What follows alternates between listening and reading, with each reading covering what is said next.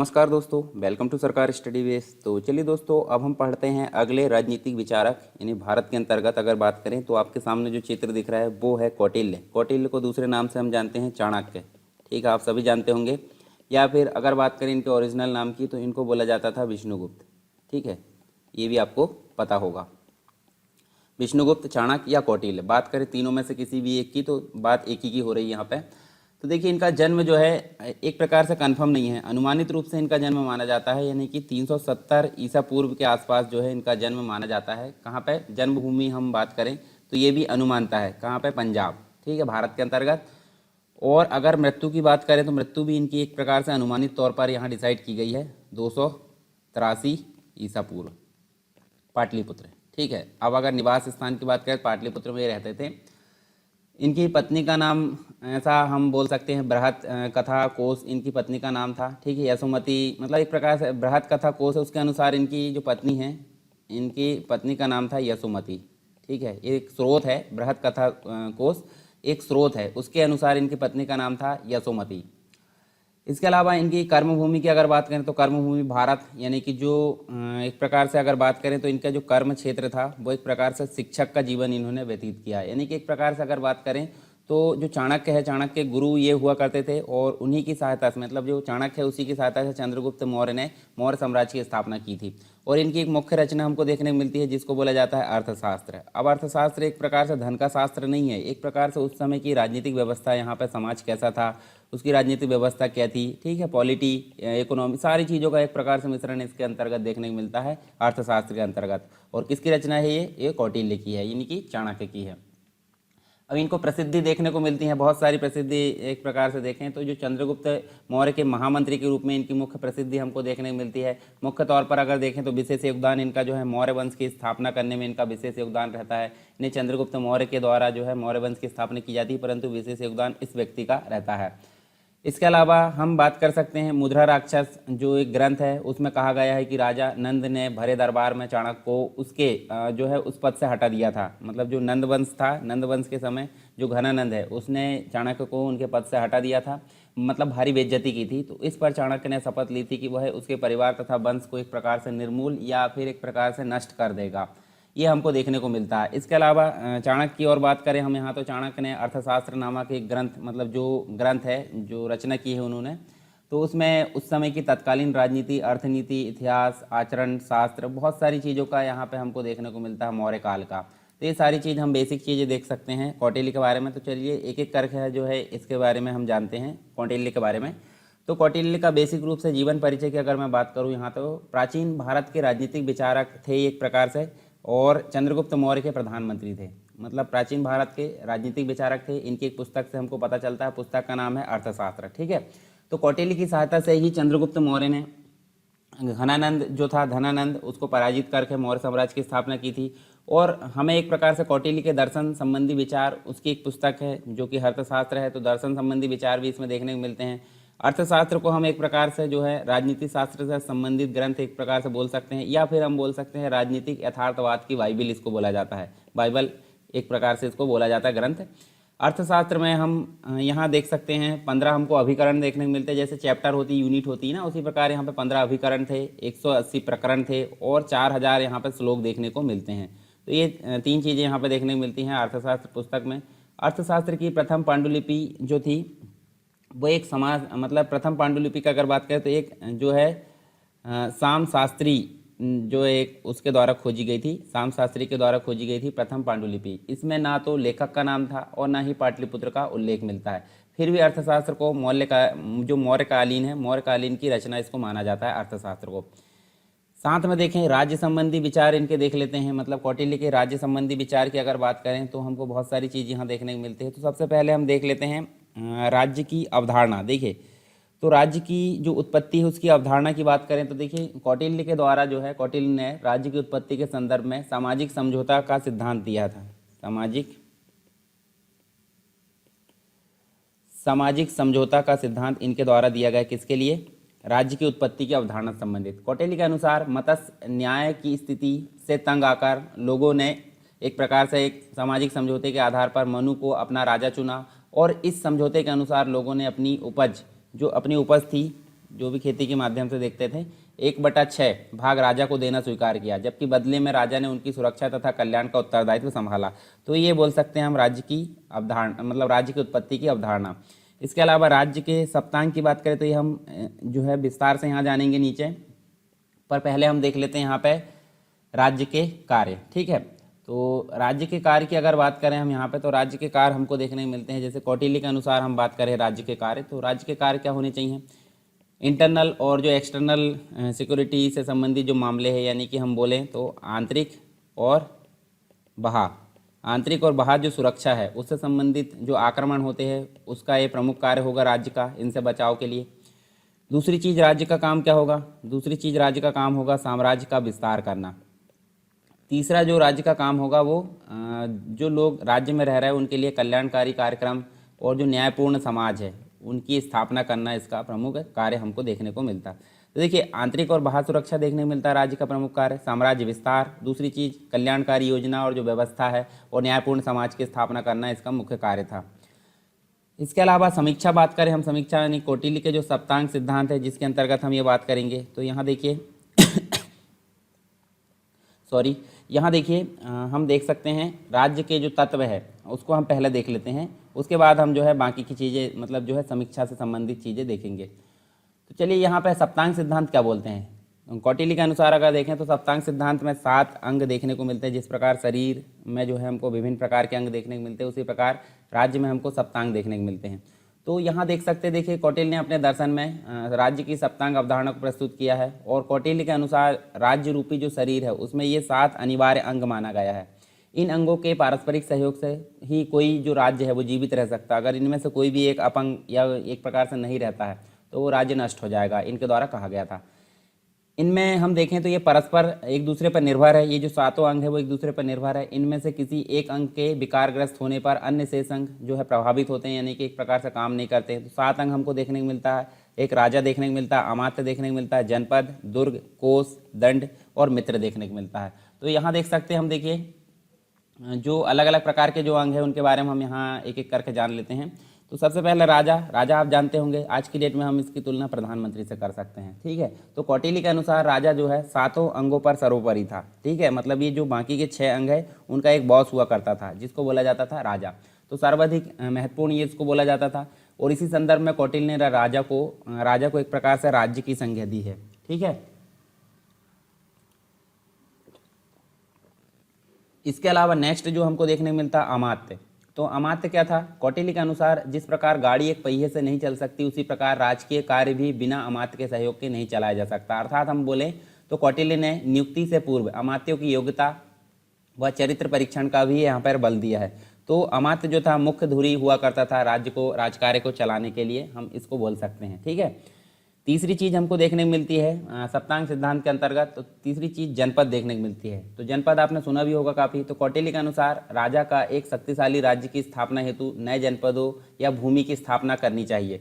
मतलब नए जनपद यानी कि नए नए जो क्षेत्र है उनकी स्थापना यहाँ पर करनी चाहिए राजा के द्वारा। इसके अलावा दुर्ग की बात करें तो दुर्ग राज्य का बहुत महत्वपूर्ण अंग था, जिसमें अगर देखें तो जो धन संपत्ति कोष रहता था, या फिर हम बोलें सोना चांदी, जो भी अमूल्य, मतलब एक प्रकार से जो मूल्यवान वस्तुएं रहती थी वो यहाँ पर रखी जाती थी। कौटिल्य ने 4 प्रकार के दुर्ग का उल्लेख किया है। जैसे 4 प्रकार के दुर्ग अगर बोले तो हमको देखने को मिलता है जल, ठीक है, पहाड़ी, इनका ओरिजिनल नाम अलग है, हम अर्थ देख ले रहे हैं। दूसरी अगर बात करें तो मरुस्थलीय, उसके बाद हम देखें तो जंगल। तो ये 4 दुर्ग हमको देखने को मिलते हैं। तो जल को यहाँ मूल रूप से अगर बोलें तो ओदक दुर्ग इसको बोला जाता है, पहाड़ी को पर्वत दुर्ग बोला जाता है, इसके अलावा मरुस्थलीय को बोला जाता है धानवन दुर्ग, और जंगल को बोला जाता था वन दुर्ग। तो ये 4 प्रकार के दुर्ग की व्यवस्था यहाँ पे देखने को मिलती है। और दुर्ग का काम क्या था? दुर्ग के अंतर्गत कोष या जो धन संपत्ति उसको यहाँ पर संभाल कर रखा जाता था। किसके समय में? यहाँ पे हम देखें तो कौटिल्य के राज्य के जो तत्व है या अंग है उसके अंतर्गत ये व्यवस्था देखने को मिलती है। नेक्स्ट हमको देखने को मिलता कोष। तो कोष मतलब एक प्रकार से कोष का संबंध राजा की वित्तीय व्यवस्था था। वित्तीय मतलब फाइनेंशियल जो व्यवस्था होती है, वित्तीय व्यवस्था से इसका संबंध था कोष का। कौटिल्य के अनुसार राजा को जो बाहरी आक्रमण होते थे, देवीय जो आपत्तियां होती थी उसके समय, तथा राज्य में समस्त जो गतिविधियां है उसको संचालन करने के लिए क्या जरूरत पड़ती थी? धन की आवश्यकता पड़ती थी। तो राजा को पूर्वजों द्वारा जो संग्रहित कोष है उसमें धर्म अनुसार अर्थ संग्रह करना चाहिए, यहाँ इस प्रकार से व्यवस्था की गई थी। तो ये हम देखें तो जो कोष था इसमें प्रत्येक जो राजा बनता था उसको यहाँ पे क्या करना था, स्टोरेज मतलब अपना श्रेय देना था यहाँ पे स्टोर करने के लिए धन को। नेक्स्ट हमको देखने को मिलता है सप्तांग सिद्धांत के अंतर्गत दंड। तो दंड हम देखें तो कौटिल्य के अनुसार दंड अर्थात अगर बात करें हम यहाँ पे तो दंड हमको देखने को मिलता है जो सेना है, सेना राज्य की सुरक्षा एवं साम्राज्य विस्तार हेतु अत्यंत महत्वपूर्ण यहाँ देखने को मिलती है। और यहाँ उल्लेखनीय बात यह है कि कौटिल्य ने आक्रमण की बजाय सुरक्षा को अधिक महत्व दिया है। मतलब हम आक्रमण की बजाय अपने राज्य की सुरक्षा पर यहाँ पे अधिक बल देना चाहिए, ऐसा कौटिल्य के द्वारा कहा गया है। और यहाँ देखें तो यही कारण था कि सप्तांग सिद्धांत में कौटिल्य ने दुर्ग को चतुर्थ और जबकि दंड को षष्ठम मतलब छठवें नंबर पर यहाँ रखा है। दुर्ग को देखिए यहाँ पे दुर्ग अगर देखें तो कोष और जो भी सोना चांदी रखा जाता था, और छठवें नंबर पर दंड को यहाँ पर रखा गया है। ठीक है, मतलब साम्राज्य या फिर हम बोले तो अपनी सुरक्षा को ज़्यादा ध्यान देना चाहिए, आक्रमण पर ज़्यादा ध्यान नहीं देना चाहिए, ये यहाँ पर देखने को मिलता है। सातवां जो देखने को मिलता है मित्र। ठीक है, मित्र मतलब फ्रेंड अगर बोले हम तो ठीक है। तो कौटिल्य ने राज्य के अंतिम अंग के रूप में मित्र का उल्लेख किया है। मित्र मतलब फ्रेंड हम बोल सकते हैं। और कौटिल्य के अनुसार जो विपदा या आपदा आती है, अशांति और जो साम्राज्य विस्तार है उस हेतु राजा के मित्रों का होना अति आवश्यक था। तो एक राजा जो होता है वो मित्र बनाकर रखना चाहिए, मतलब जो आपातकाल की स्थिति में अगर सहयोग की जो है ज़रूरत पड़े तो वहाँ पर जो मित्र है वो काम आएगा।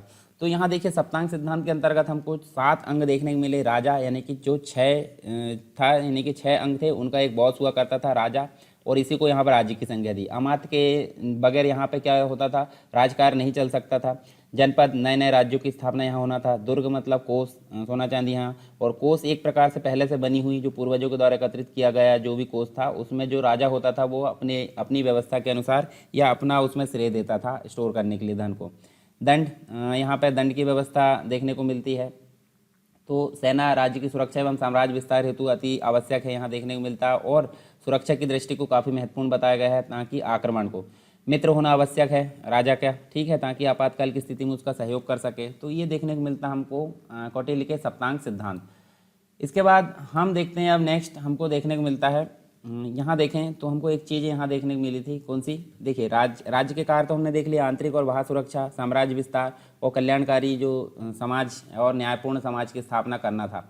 समीक्षा के बारे में अगर देखें तो यहाँ देखिए कौटिल्य के सप्तांग सिद्धांत में उल्लेखित जो कुछ अंग है उनकी वर्तमान प्रासंगिकता समाप्त हो गई है। जैसे अगर बात करें दुर्ग की, ठीक है, तो दुर्ग जो है, किंतु यदि हम अगर बात करें तो दुर्ग समाप्त हो गया है। और आधुनिक समय में राज्य की परिभाषा पर विचार करें तो किसी भी राज्य के अनिवार्य अंग या जो अंग है वो संप्रभुता, सरकार या फिर हम बोले भूभाग तथा जो जनसंख्या वो यहाँ देखने को मिलते हैं। मतलब वर्तमान में जो पुराने सप्तांग थे वो ध्यान न देकर यहाँ पे वर्तमान में हमको देखने को मिलता है संप्रभुता, सरकार, भूभाग और जो जनसंख्या है वो यहाँ महत्वपूर्ण देखने को मिलता है वर्तमान के अंतर्गत। कौटिल्य द्वारा राज्य की जो दी गई परिभाषा है उसमें एक प्रकार से देखें तो उसमें भी ये अंग शामिल है जो अभी हमने बात करें। और स्वामी से क्या आशय था, स्वामी से आशय था उस समय, स्वामी से आशय था संप्रभुता। संप्रभुता मतलब जो मेन व्यक्ति होता है वो संप्रभु है अपने डिसीजन के लिए। अमात्य से क्या आशय है, अमात्य मतलब सरकार। उस समय जो अमात्य हुआ करती थी उसको हम एक प्रकार से गवर्नमेंट बोल सकते हैं, ठीक है। और जो संप्रभुता है वो राजा कहलाता था। जनपद से क्या आशय था, भूभाग या जनसंख्या। भूभाग मतलब नए नए जो विस्तार करना है क्षेत्रों का उनको जनपद बोला जाता था। और इस प्रकार कौटिल्य द्वारा राज्य के संबंध में दिया गया जो सप्तांग सिद्धांत है वर्तमान में भी अपनी प्रासंगिकता देखने को मिलती है कुछ अर्थों में, ठीक है। तो ये चीज़ें हमने यहाँ पे देखे हैं। चलिए एक और चीज़ यहाँ देख लेते हैं कौटिल्य के संबंध में। विदेश नीति संबंधी जो कौटिल्य के विचार थे वो क्या थे वो भी हम यहाँ पर देख लेते हैं। तो कौटिल्य के सप्तांग सिद्धांत में उल्लेखित कुछ अगर देखें तो हमने सप्तांग सिद्धांत यहाँ देखे। तो विदेश नीति की बात करें यहाँ पे कौटिल्य की, तो कौटिल्य के अनुसार विदेश नीति के सफल संचालन हेतु विभिन्न प्रकार से यहाँ पे देखिए ज्ञान और जो नियम है या उनका पालन किया जाना आवश्यक था। जैसे अगर बात करें हम पहला तो मंडल सिद्धांत हमको देखने को मिलता है कौटिल्य का। दूसरा हमको देखने को मिलता है विदेश नीति के 6 तत्व देखने को मिलते हैं। इसके अलावा चातुर्गुण जो है वो देखने को मिलता है, या फिर हम बोलें तो 4 उपाय इसको बोला जा सकता है चातुर्गुण को, ठीक है। उसके बाद अगर देखें तो राजदूत। राजदूत मतलब एम्बेसडर अगर बोले आज की डेट में, जैसे हमारा जो पड़ोस या फिर हम बोलें तो कोई अन्य जो कंट्री है वहाँ पे हमारे भारत के अंतर्गत जो भी गतिविधि है उसको संचालित करने के लिए अन्य जो देश है वहाँ हमारा एक व्यक्ति होता है, उसको बोला जाता है एम्बेसडर या फिर हाई कमिश्नर उसको बोला जाता है। ठीक है, तो ये चीज़ें हमको यहाँ देखने को मिलती है। तो हम एक एक करके जानेंगे, जैसे मंडल सिद्धांत के बारे में जानेंगे, विदेश नीति के 6 तत्व हैं, 4 उपाय देखेंगे और राजदूत के बारे में देखेंगे। ठीक है, तो चलिए यहाँ पे हम देखते हैं सबसे पहले मंडल सिद्धांत। तो मंडल सिद्धांत के अंतर्गत अगर देखें तो कौटिल्य के अनुसार राजा का जो लक्ष्य होता था वो राज्य की सुरक्षा के साथ साथ राज्य का विस्तार था। जैसे हमने बात करें तो राज्य की सुरक्षा तो इसका दायित्व था, परंतु साथ में अपने साम्राज्य का विस्तार करना भी इसका मुख्य कर्तव्य होता था। इसी उद्देश्य के पूर्ति हेतु कौटिल्य ने मंडल सिद्धांत का प्रतिपादन किया। ठीक है, तो मंडल सिद्धांत किस लिए प्रतिपादित किया? राजा जो है एक प्रकार से क्या करे, राज्य की सुरक्षा करे और दूसरी चीज अपने साम्राज्य का विस्तार करे। तो इसी के लिए कौटिल्य के द्वारा मंडल सिद्धांत का प्रतिपादन किया। मंडल सिद्धांत के अनुसार अगर देखें तो अंतर्राष्ट्रीय जो राजनीति थी, अंतर्राष्ट्रीय राजनीति के जो केंद्र बिंदु है उसमें बिजिगीसु का मतलब क्या है? ठीक है, देखिए बिजुगिसी का मतलब वो है एक प्रकार से देखें तो विजेता या विजय की इच्छा रखने वाला जो राज्य है, मतलब जो जीतने की इच्छा रखता है वो राज्य को हम क्या बोलते हैं? बिजुगिसी। तो अंतर्राष्ट्रीय राजनीति के केंद्र बिंदु में बिजुगिसी हुआ करता था जो कि जीतने की इच्छा रखता था। और इसी मतलब जो राज्य है जो जीतने की इच्छा रखता है उसी की सीमा से लगा जो राज्य जो है शत्रु प्रकृति का होता था। ठीक है, मतलब इसकी सीमा से कोई राज्य लगा है तो वो एक प्रकार से कैसा होगा? शत्रु या दुश्मन जो है कैटेगरी का होगा। जबकि शत्रु की सीमा से लगा राज्य परंतु बिजुगिसी की सीमा से नहीं है तो शत्रु का या फिर हम बोलें शत्रु व बिजुगिसी का मित्र होता था। तो ये हमको देखने को मिलता है अंतर्राष्ट्रीय सीमा के अंतर्गत। और जो बिजुगिसी होता था, बिजुगिसी की सीमा से जो लगा राज्य था वो तो हमने देख लिए। ठीक है, वो शत्रु प्रकृति का होता था। इसके बाद आगे देखें तो जो बिजुगिसी थी उसकी यात्रा, विजय यात्रा में आगे क्रम से अगर देखें तो जो हमने अभी बात करें जैसे अरि है, मित्र है, अरि मित्र है, मित्रा मित्र है, अरिमोत्रा जो मित्र है, ये मतलब एक प्रकार से अलग अलग प्रकार से ये 5 राजा हुआ करते थे। जो जीतने की इच्छा रखता है उस राज्य के आगे ये 5 राजा हुआ करते थे। कौन कौन से? एक तो मित्र हमको देखने को मिलता है। ठीक, उसके बाद देखने को मिलता है अरि। ठीक है, उसके बाद अगर देखें तो अरि मित्र देखने को मिलता है। उसके बाद अगर देखें तो एक और देखने को मिलता है मित्रा मित्र। ठीक है, और एक और देखने को मिलता है हमको, एक और कौन सा देखने को मिलता है? अरि मित्रा मित्र। ठीक है, तो ये 5 राजा हुआ करते थे बिजुगिसी के आगे। ठीक है, विजय यात्रा जब निकलती थी। तो इसी प्रकार बिजुगिसी के पीछे क्रमशः पार्षणी ग्रह यानी कि पीठ का जो शत्रु है आक्रंदा, पार्षणा ग्रहसार और आक्रंदासार, ये 4 राजा हुआ करते थे। मतलब हाँ, सिंपल ये नाम आप याद भी ना रखो। तो सामने होते थे 5 राजा और पीछे होते थे 4 राजा। किसकी विजय यात्रा में? बिजुगिसी की विजय यात्रा में। जो जीतने की इच्छा रखता है उस राज्य को विजयगिसी बोला जाता है। उसके आगे 5 राजा हुआ करते थे विजय यात्रा के समय और पीछे 4 राजा हुआ करते थे। इसके अतिरिक्त 2 अन्य राज्य, मतलब जो बिजुगिसी होता था उसके अलावा भी 2 अन्य राज्य यहाँ पे हुआ करते थे। पहला तो वह है जिसकी सीमा बिजुगिसी तथा अरि दोनों के समीप हो। ठीक है, तो ये हम देख सकते हैं यहाँ पे, यानी कि 2 राज्य और हुआ करते थे और दोनों में से किसी की सहायता भी ये कर सकता है, उसे मध्यमा कहा जाता था। दूसरा वह राज्य होते थे या दूसरे वह एक प्रकार से राज्य होते थे जिसकी सीमा बिजुगिसी या अरि या किसी भी राज्य की सीमा से ना मिलती हो। तो ये आप नॉर्मली आप एक आइडिया के लिए रख सकते हैं इनके अंतर्गत। ठीक है, मतलब जो किसी के मतलब एक प्रकार से रक्षा ना करे या किसी की सहायता ना करे उसको उदासीन यहाँ पे बोला जाता था। तो इस प्रकार 12 राज्यों से मिलकर एक राज्य मंडल बनता था जिसमें 5 मित्र राज्य हुआ करते थे, 5 शत्रु राज्य हुआ करते थे, एक मध्यम राज्य हुआ करता था और एक उदासीन। तो मध्यम राज्य जो दोनों की यहाँ पे दोनों के बीच में रहता है और एक होता था जो दोनों के साथ नहीं रहता, उदासीन रहता था। और 5 रहते थे मित्र और 5 रहते थे शत्रु। तो इस प्रकार ये मंडल सिद्धांत हमको देखने को मिलता है। यानी कि जो मंडल सिद्धांत है एक प्रकार से गत्यात्मक अवधारणा माना जाता है जो गठबंधन की अनुमति देती है और कहती है कि युद्ध के लिए तैयार रहो। ठीक है, युद्ध के लिए तैयार रहो और विजय की योजना बनाओ। तो ये इस प्रकार से मंडल सिद्धांत के अंतर्गत हमको देखने को मिलता है। नेक्स्ट देखें तो मंडल सिद्धांत के बाद हमको विदेश नीति के 6 तत्व देखने को मिलते हैं। 6 तत्व या फिर 6 गुण हम इसको बोल सकते हैं। तो कौटिल्य के अनुसार जो विदेश नीति है, विदेश नीति के संचालन के लिए 6 तत्वों की महत्वपूर्ण भूमिका देखने को मिलती है। और जो हमने देखें जो जीतने की इच्छा रखता है उसको बोला जाता है बिजुगिसी। ठीक है, ऐसा राज्य जो जीतने की इच्छा रखता है उसको बोला जाता है बिजुगिसी। विजयी राजा को अपनी शक्ति का सही मूल्यांकन करने के उपरांत ही षट गुण नीति का क्रियान्वयन करना चाहिए। ठीक है, तो ये 6 तत्वों की जो नीति है वो विजयी को राजा को कब करना चाहिए, जब उसकी योग्यता या फिर उसके जो जो 6 गुण है ये अगर कंप्लीट हो गए हैं तो ही एक प्रकार से नीति का क्रियान्वयन करना चाहिए। तो देखिए 6 गुण कौन कौन से थे।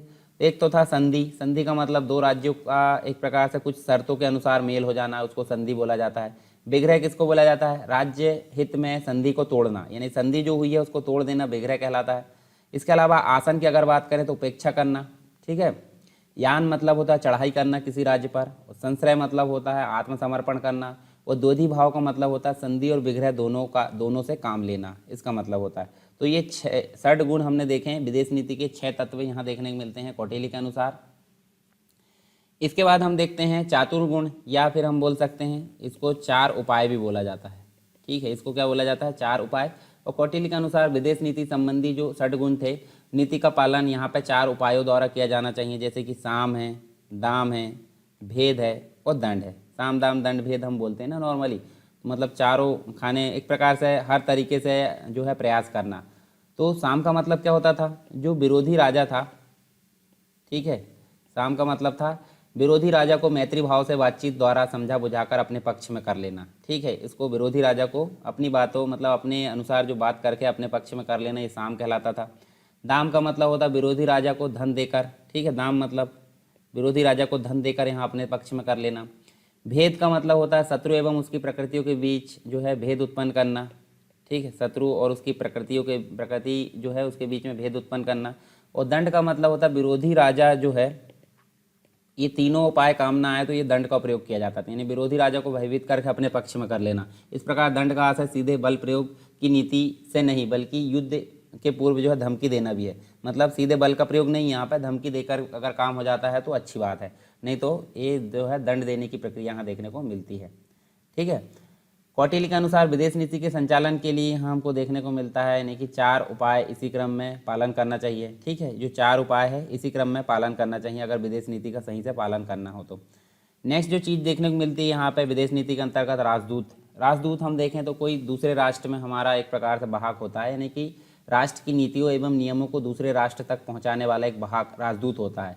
और राजदूत के द्वारा ही दूसरे राष्ट्र का संदेश औपचारिक रूप से प्राप्त करने तथा अपने राष्ट्र का संदेश दूसरे राष्ट्रों तक पहुंचाने, यानी हम बोलें तो भारत और अन्य जो देश है उनके बीच में मीडिएटर का काम कौन करेगा, राजदूत करेगा। यानी कि उनका राजदूत हमारे यहाँ रहेगा, हमारा राजदूत उनके यहाँ रहेगा। तो राजदूत आप समझ गए, मतलब हमारे यहाँ का संदेश दूसरे राष्ट्र में पहुँचाना और दूसरे राष्ट्र का संदेश हमारे यहाँ पहुँचाना, उस प्रकार कार्य संपन्न होते रहता है। कौटिल्य के अनुसार राजदूतों में साहस, वाक पटुता यानी बोलने की जो क्वालिटी है वो रहनी चाहिए, बुद्धिमत्ता रहनी चाहिए, पौरुषता रहनी चाहिए, आदि सभी गुण रहना चाहिए। कौटिल्य ने 3 प्रकार के राजदूत की चर्चा की है। तो 3 प्रकार के राजदूत हम देखें तो निश्रतार्थ हमको देखने को मिलता है, उसके बाद परिमितार्थ देखने को मिलता है और शासनहार देखने को मिलता है। ठीक है, 3 राजदूत यहाँ देखने को मिलते हैं। पहला हम देखते हैं निश्रतार्थ, ये देखने को मिलता है। तो देखिए इसे विदेशी शासक से संधि करने का पूर्ण अधिकार है। ठीक है, तो इसका मतलब क्या है, विदेशी जो शासक है उससे संधि करने का पूर्ण अधिकार होता है।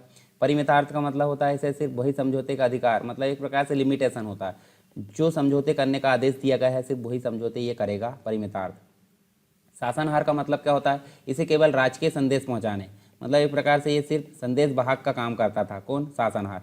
तो ये 3 प्रकार के राजदूत की यहाँ पर चर्चा की गई है कौटिल्य के अनुसार, ये हमने देखे यहाँ पर। और इस प्रकार कौटिल्य ने अपने दर्शन में विदेश नीति से संबंधित विशद विवेचना की, मतलब बहुत भारी विवेचना की है, जिसकी उपयोगिता अपने बदले हुए अर्थ एवं स्वरूप में वर्तमान में भी लागू होती हुई दिखती है।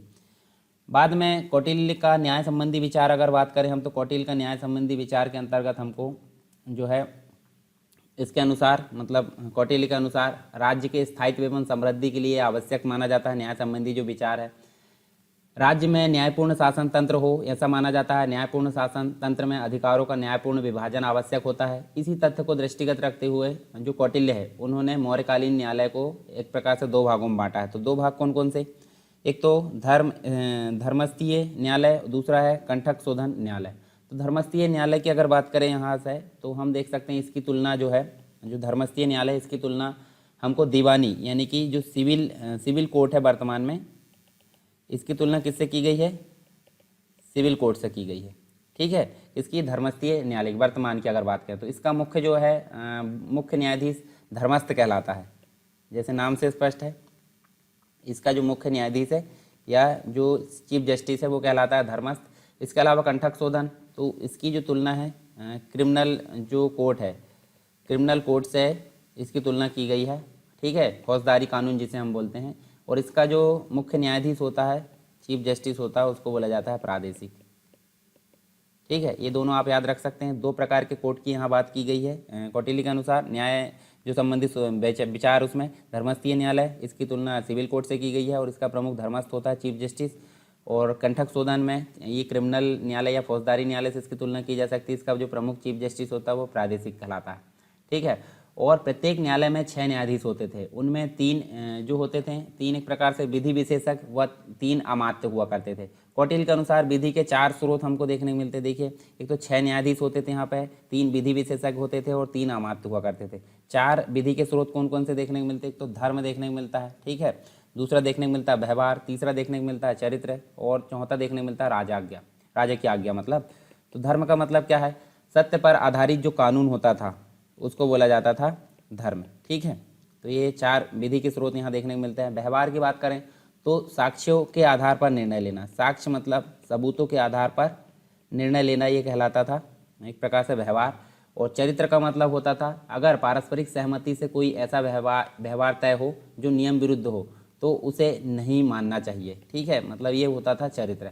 और राजा की आज्ञा, राजाज्ञा मतलब राजा द्वारा जारी किया गया जो आदेश होता था वो कहलाता था राजाज्ञा। ठीक है, तो कौटिल्य के अनुसार विधि के 4 स्रोत यहाँ देखने को मिलते थे, धर्म, व्यवहार, चरित्र और राजाज्ञा। कौटिल्य ने मृत्युदंड सहित जो कठोर दंड है उसकी व्यवस्था का विधान भी किया। शारीरिक दंड की अपेक्षा आर्थिक दंड का ज़्यादा प्रचलन था। पराजित जो राजा था एवं जो युद्ध के बंदी थे, युद्ध के द्वारा जो बंदी बना लिए जाते थे उनके साथ मानवीय व्यवहार किया जाता था, यानी कि अमानवीय व्यवहार यहाँ पर नहीं किया जाता। इस प्रकार कौटिल्य ने भेदभाव रहित व मानवाधिकारों सहित न्यायपूर्ण समाज की स्थापना पर भी बल दिया है। इसके अलावा नैतिकता संबंधी जो विचार है कौटिल्य के, कुछ यहाँ देख लेते हैं। हालांकि नैतिकता संबंधित हम जो विचार है हम यहाँ पर ज़्यादा नहीं पढ़ेंगे, परंतु फिर भी हम थोड़ी सी जानकारी यहाँ पर ले लेते हैं। तो कौटिल्य एक प्रकार से यथार्थवादी राजनीतिक विचारक थे। ठीक है, ये कैसे थे? एक प्रकार के यथार्थवादी राजनीतिक विचारक हुआ करते थे। कौटिल्य जो थे यथार्थवादी राजनीतिक विचारक हुआ करते थे। उन्होंने अपने दर्शन में राज्य हित को सर्वोपरि माना है। तो यहाँ पर राज्य जो हित है उसको इन्होंने एक प्रकार से सबसे ऊपर माना है। ठीक है, अपने जो दर्शन है उसमें, तथा इसे साध्य रूप में स्वीकार किया है। अब साधन और साध्य मैंने बताया था, मतलब राज्य हित जो है वो एक प्रकार का साध्य है, मतलब उसको प्राप्त करना है। अब साधन कैसा? साधन अच्छा भी हो सकता है बुरा भी। तो यहाँ पे साध्य के रूप में राज्य हित को स्वीकार किया गया है, किसको? कौटिल्य ने। ठीक है, और यहाँ राज्य हित का आशय है राज्य की सुरक्षा करना, राज्य का विस्तार करना, कल्याणकारी एवं न्यायपूर्ण व्यवस्था की स्थापना करना। तो ये सारी चीज़ हमको राज्य के हित में शामिल होती हुई देखती है। कौटिल्य के अनुसार राज्य हित अर्थात साध्य की प्राप्ति हेतु किसी प्रकार का साधन प्रयोग में लाया जा सकता है। कौटिल्य ने महात्मा गांधी के विपरीत साधन की पवित्रता को आवश्यक नहीं माना है। ठीक है, किसी भी प्रकार का साधन जो है वो यहाँ पे प्रयोग में लाया जा सकता है, कंडीशन है कि राज्य का हित होना चाहिए।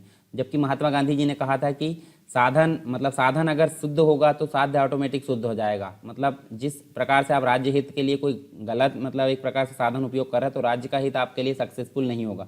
परंतु कौटिल्य ने बोला कि राज्य का हित होना चाहिए, साधन कुछ भी हो सकता है, ऐसा इन्होंने माना है।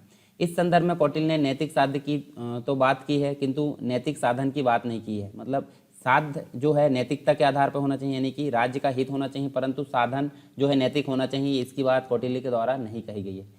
कौटिल्य के जो हमने देखे उपरोक्त जो भी यथार्थवादी विचार है उसकी वजह से ही एक प्रकार से उसकी तुलना इटली के राजनीतिक जो विचारक थे मैकियावेली, आप सुने भी होंगे इनका नाम।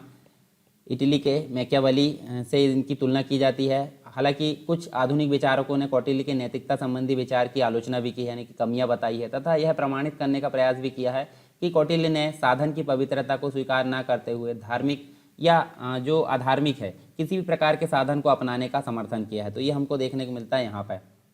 किंतु कौटिल्य पर लगाया गया यह आरोप जो है आयुक्ति संगत एक प्रकार से हम बोलें तो मतलब एक प्रकार से सही साबित नहीं होता है।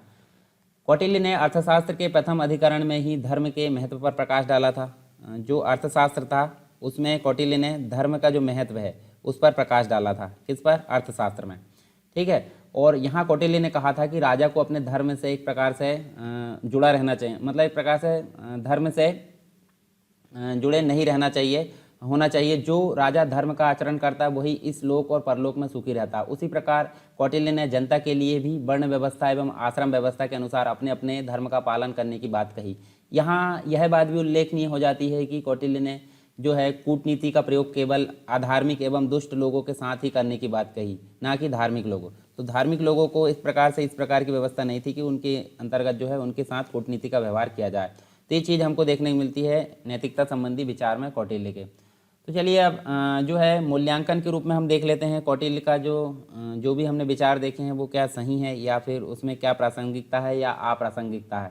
ठीक है, तो यहाँ हमको देखने को मिलता है कौटिल्य के दर्शन की कई अवधारणाएं जो है एक प्रकार से कई अवधारणाएं जो है बदलते समय एवं परिस्थितियों में प्रासंगिक नहीं रह गई है, मतलब वर्तमान में उनकी वैल्यू उतनी नहीं रह गई है जितनी भूतकाल में थी। ठीक है, परंतु कई सिद्धांत ऐसे भी देखने को मिलते हैं, कई विचार ऐसे भी देखने को मिलते हैं जिसके अंतर्गत अगर देखें तो उनकी उपयोगिता जो है 2300 वर्ष के पश्चात भी आज वैसी की वैसी बनी हुई है। तो चलिए पहले देख लेते हैं अप्रासंगिकता क्या है, मतलब वर्तमान में उनकी कोई वैल्यू नहीं है। ठीक है, तो पहली चीज़ तो हमको देखने मिलती है कौटिल्य के मंडल सिद्धांत। तो पहली चीज़ क्या देखने मिलती है, हमको कौटिल्य का मंडल सिद्धांत देखने को मिलता है। ठीक है, तो मंडल सिद्धांत के अंतर्गत हमने देखे थे जो राज्य जीतने की बिजुगीसी जो होता है, जीतने की इच्छा रखता है, उसमें अगर देखें तो 5 जो है शत्रु राज्य, 5 मित्र राज्य हुआ करते थे। एक होता था मध्य वाला बीच में जो है कम्युनिकेशन के लिए, और एक होता था उदासीन। तो इस प्रकार से टोटल 12 राज्य यहाँ पर हुआ करते थे मंडल सिद्धांत के अंतर्गत। ठीक है, तो कौटिल्य के मंडल सिद्धांत के अनुसार पड़ोसी राज्य आवश्यक रूप से शत्रु होता है, परंतु यह विचार वर्तमान समय में पूर्णतः सत्य नहीं है, क्योंकि पड़ोसी राज्य शत्रु भी हो सकता है और पड़ोसी राज्य मित्र भी हो सकता है। पर हमारे लिए सत्य कैसे हो सकता है, देखिए हमारे दोनों पड़ोसी राज्य शत्रु है, एक तो चीन भी है और एक पाकिस्तान भी है। तो सही भी माना जा सकता है, परंतु उतना अधिक सही इसको माना नहीं जाएगा। भारत के अपने पड़ोसी राज्य जैसे भूटान और नेपाल की बात करें तो उनके साथ तो इनके मित्रतावत संबंध है, परंतु पाकिस्तान और चीन के साथ में यहाँ पे जो है टकराहट होती रहती है। तो मंडल सिद्धांत कहीं कहीं सत्य भी माना जाता है, कहीं कहीं असत्य भी माना जाता है। फिर देखें नेक्स्ट हमको देखने को मिलता है इसी में, तो मंडल सिद्धांत के अंतर्गत ही हमको मंडल सिद्धांत के अंतर्गत जो है एक प्रकार से उल्लेखित मध्यम एवं उदासीन राज्य की अवधारणा है। मध्यम मतलब जो बीच में कम्युनिकेशन के लिए, और उदासीन का मतलब होता है जो परे रहता है, दोनों राज्य से हटकर रहता है, तटस्थ राज्य या उदासीन राज्य उनको बोल सकते हैं। तो वर्तमान में वैश्वीकरण के युग में सत्य प्रतीत नहीं होती है। ठीक है, मंडल सिद्धांत के अंतर्गत जो उदासीन और जो एक प्रकार से मध्यम जो राज्य थे उनकी एक प्रकार से वर्तमान में ये जो है सही प्रतीत नहीं होती है। वर्तमान में संचार साधनों के कारण दुनिया एक वैश्विक गांव में तब्दील हो गई है, और दुनिया के किसी भी हिस्से पर घटने वाली जो घटना है एक प्रकार से पूरे विश्व में समुदाय को प्रभावित करती है। उदाहरण के लिए अगर बात करें तो संयुक्त राज्य अमेरिका, अर्थात अगर बात करें हम यूएसए की, ठीक है, तो यूएसए की जो मंदी है, ठीक है, मंदी का प्रभाव संपूर्ण विश्व पर पड़ा, और इस प्रकार उदासीन राष्ट्र का विचार भी अतार्किक प्रतीत होता है। तो ये हमको कुछ अप्रासंगिकता देखने को मिलती है, यानी कि वर्तमान में उसकी कोई वैल्यू नहीं है या वर्तमान में उसका प्रचलन नहीं है। अब बात कर लेते हैं वर्तमान में उसकी क्या इंपॉर्टेंस है, यानी कि क्या प्रासंगिकता हो सकती है। तो यहाँ फिर से बात करते हैं हम किसकी, मंडल सिद्धांत की। तो मंडल सिद्धांत की अगर बात करें हम यहाँ फिर से, तो देखिए यहाँ पे हमको 4 चीज़ देखने को मिली थी। कौन कौन सी, मतलब यहाँ पे साम, दाम, दंड और भेद। ठीक है, साम, दाम, दंड, भेद यहाँ पे देखने को मिलता है। तो देखिए यहाँ पे जो है आज भी इसका प्रचलन देखने को मिलता है हमको। और षड गुणों में विग्रह, यान और आसन में कमी आई है, परंतु संधि, संश्रय और द्वैधी भाव जो है यथावत महत्व बने हुए हैं। यानी कि जो षड गुण थे उसमें से 3 उपयोगी है और 3 अनुपयोगी माने जाते हैं, और जो साम, दाम, दंड, भेद है वो वर्तमान में देखने को मिलते हैं। उसके अलावा अगर देखें तो लोक कल्याणकारी राज्य की अवधारणा आज भी जो है, जैसे चाणक्य ने कहा था राजा का जो उद्देश्य होगा लोक कल्याणकारी राज्य की स्थापना करना होगा, तो आज भी हमको देखने को मिलता है। ये भारतीय संविधान के नीति निर्देशक तत्व में हमको ये जो है ये आदर्श देखने को मिलता है। तीसरा हमको देखने को मिलता है कौटिल्य के द्वारा जो न्यायिक व्यवस्था प्रतिपादित की गई थी, कौटिल्य के द्वारा न्यायिक व्यवस्था को प्रतिपादित किया गया था, तो उसका बदला हुआ स्वरूप हमको वर्तमान में देखने को मिलता है। ठीक है, जैसे कंठक शोधन की अगर बात करें तो कंठक शोधन के स्थान पर आज की डेट में हमको फौजदारी न्यायालय देखने को मिलता है, और धर्मस्थ न्यायालय की अगर बात करें तो वर्तमान में हमको दीवानी न्यायालय यहाँ देखने को मिलता है। फिर कुछ और चीज़ें देखने को मिलती है, जैसे आज भी अगर प्रत्येक व्यक्ति की बात करें तो सरल एवं जो है सुलभ न्याय दिलाने के लिए प्रत्येक राष्ट्र प्रयास कर रहा है, यानी कि न्याय जो है सबको मिले, न्यायिक समाज हो। ठीक है, तो यहाँ हम देख सकते हैं वर्तमान में ये जो है सत्य प्रतीत होता है जो चाणक्य द्वारा प्रतिपादित किया गया था। उदाहरण के लिए अगर बात करें तो भारत में हमको वर्तमान में हमको सुप्रीम कोर्ट और हाई कोर्ट के चक्कर न लगाना पड़े, इसलिए लोक अदालतें हमको देखने को मिलती है।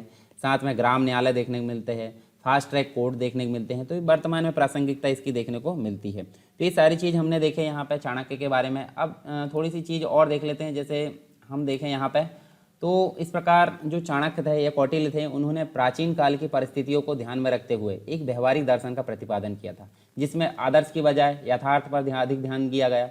अब मौर्य साम्राज्य की स्थापना की अगर बात करें तो मौर्य साम्राज्य की जो प्रगति थी और जो प्रतिष्ठा थी उसका श्रेय कौटिल्य के दर्शन को ही जाता है। ठीक है, मतलब उसमें जो है सारी व्यवस्था यहाँ वर्णित हो गई, मतलब हुई है अर्थशास्त्र में। कौटिल्य का दर्शन जो युद्ध दर्शन था, न सिर्फ मौर्य काल में व्यवहारिक था, वरन आज भी अगर देखें तो यथार्थता के धरातल को छू रहा है। वो कौटिल्य के संदर्भ में अगर देखें तो एक व्यक्ति है जिनका नाम है डॉक्टर S.C. सरकार। ठीक है, डॉक्टर S.C. सरकार, इनका कथन सत्य प्रतीत होता है कि उसमें कौटिल्य मतलब जो है कौटिल्य में स्टालिन का प्रजातंत्र, हिटलर की निपुणता और विल्सन का विज्ञानवाद, चर्चिल का साम्राज्य अभियान और च्वांग जो चीन के अंतर्गत अगर देखें तो उसकी देशभक्ति, तो इन सभी का जो है कॉम्बिनेशन देखने को मिलता है कौटिल्य में। ये कहा गया था डॉक्टर S.C. सरकार के द्वारा। तो ये चीज़ हमको देखने को मिलती है कौटिल्य के बारे में। तो ये हमारे काफ़ी इंपॉर्टेंट राजनीतिक विचारक थे। इनके बारे में फिर से हम एक बार रिव्यू मार लेते हैं, हमने क्या क्या चीज़ें इनके बारे में पढ़ा है। ठीक है, ताकि हमारे दिमाग में एक बार फिर से पिक्चर क्लिक हो जाए। तो कौटिल्य, जिसका नाम था चाणक्य, चाणक्य मतलब विष्णुगुप्त भी हम बोल सकते हैं, और ये जो चंद्रगुप्त मौर्य थे उनके महामंत्री हुआ करते थे। ठीक है, जन्म और मृत्यु के बारे में यहाँ पे अगर देखें तो अनुमानित रूप से डिफाइन की गई है। बहुत सारी चीज़ हमको अनुमानित रूप से देखने को मिलती है। जीवन परिचय के अंतर्गत देखें, इनकी एक पुस्तक थी अर्थशास्त्र, जिसमें राजनीति, संस्कृति, उस समय की व्यवस्था, उसके अलावा देखें तो अर्थनीति और जो व्यवस्था थी उस समय की पूरी कंप्लीट रूप से अगर देखें तो अर्थशास्त्र में वर्णित थी, जो कि लिखी गई है चाणक्य के द्वारा या कौटिल्य के द्वारा। ठीक है, ये चंद्रगुप्त के प्रधानमंत्री या महामंत्री हुआ करते थे। राज्य संबंधी विचार में हमने देखे राज्य की उत्पत्ति, यानी राजा को ही राज्य माना गया है, यानी कि एक प्रकार से जो है राजा सुरक्षा का वचन देता था और राजा को कुछ भाग देते थे। जैसे 1/6 की बात करें, राजा के सप्तांग हमने देखे, राज्य के कार्य देखें। ठीक है, राज्य के सप्तांग और राज्य के कार्य यहाँ देखें और समीक्षा। ठीक है, तो यहाँ देखिए राज्य के कार्य में आंतरिक सुरक्षा, बाह्य सुरक्षा देखें, साम्राज्य विस्तार, कल्याणकारी राज्य की स्थापना। सप्तांग में हमने 7 अंग, जिस प्रकार शरीर में 7 हमारे जो है अंग एक दूसरे पर निर्भर, एक दूसरे से जुड़े, उसी प्रकार राज्य जो है, राज्य के अंतर्गत हम देखें राजा, अमात्य, जनपद, दुर्ग, कोष, दंड और मित्र, ये सभी आपस में एक दूसरे से कनेक्टेड है। अगर किसी भी अंग को यहाँ पे प्रभाव होता है या कुछ नुकसान होता है तो 7 अंग जो है प्रभावित होंगे। इसके अलावा विदेश नीति संबंधी विचार देखें, जिसके अंतर्गत हमने मंडल सिद्धांत के बारे में बात की। ठीक है, इसके अलावा हमने विदेश नीति के 6 तत्व देखें, साथ में चातुर्गुण देखें, साम दाम दंड भेद। उसके अलावा राजदूत देखें, राजदूत 3 प्रकार के थे, जिसके अंतर्गत एक संधि करने वाला होता था, एक आदेश मानने वाला होता था और एक संदेश पहुँचाने वाला, ये हमने देखें। न्याय संबंधी विचार में हमने देखें 2 कोर्ट, एक तो सिविल कोर्ट की तुलना की गई थी, मतलब सिविल कोर्ट जैसी तुलना की गई थी धर्मस्थ न्यायालय से, एक कंठक शोधन यानी कि क्रिमिनल न्यायालय। ठीक है, इसके अलावा हमने देखे धर्म, व्यवहार, चरित्र, राजाज्ञा, ये 4 विधि के स्रोत हुआ करते थे उस समय। इसके अलावा नैतिकता संबंधी विचार देखें। उसके बाद हमने जो है मूल्यांकन देखे। मूल्यांकन मतलब वर्तमान में क्या प्रासंगिकता है और क्या अप्रासंगिकता है, यानी कि वर्तमान में उपयोगी है या नहीं है, ऐसा जो है चाणक्य के विचार हमने देखे। तो ये सारी चीज़ हमारी यहाँ कंप्लीट हो गई। तो देखिए यहाँ पे आप देख सकते हैं जो हमारा टेलीग्राम चैनल है, हमारा क्या सब आपका सभी का है। ठीक है, सभी के लिए बनाया गया है, तो इसलिए हमारा अकेले का नहीं है, सबका है। ठीक है, चैनल भी आप सभी का है, सभी आप मिलकर एक प्रकार से सहयोग करें तो हम बहुत आगे तक पहुँचेंगे। तो यहाँ देख सकते हैं टेलीग्राम चैनल में ज्वाइन हो सकते हैं आप अपनी तैयारी को और मजबूत बनाने के लिए। यहाँ आपको उत्तर लेखन का जो है अभ्यास भी कराया जाता है। डिस्क्रिप्शन बॉक्स में इनकी लिंक आपको मिल जाएगी वीडियो के नीचे, तो उसमें जाकर आप इसको जो है ज्वाइन हो सकते हैं। एक और चीज़ आपको मिलेगी, अगर आप जुड़ते हो हमसे तो आपको एक रजिस्ट्रेशन फॉर्म मिलेगा। रजिस्ट्रेशन फॉर्म में आप ज्वाइन हो जाओगे या अपनी जानकारी फिल कर दोगे तो हमसे 1 to 1 कनेक्ट हो जाओगे। किसी प्रकार की जो योजना है या फिर किसी प्रकार की जो सीरीज हमारे द्वारा चलाई जाती है वो आपसे जो है आप उसका फ़ायदा उठा सकते हैं। ठीक है, तो इस प्रकार से आपको चलना है। तो लेक्चर आपको कैसा लगा ज़रूर आप बताएं, पसंद आया तो आप लाइक कर सकते हैं, साथ में शेयर करना बिल्कुल ना भूलें। किसी प्रकार का सुझाव देना तो कमेंट बॉक्स में ज़रूर बताएं। तो चलिए दोस्तों, मिलते हैं नेक्स्ट लेक्चर में, तब तक के लिए जय हिंद।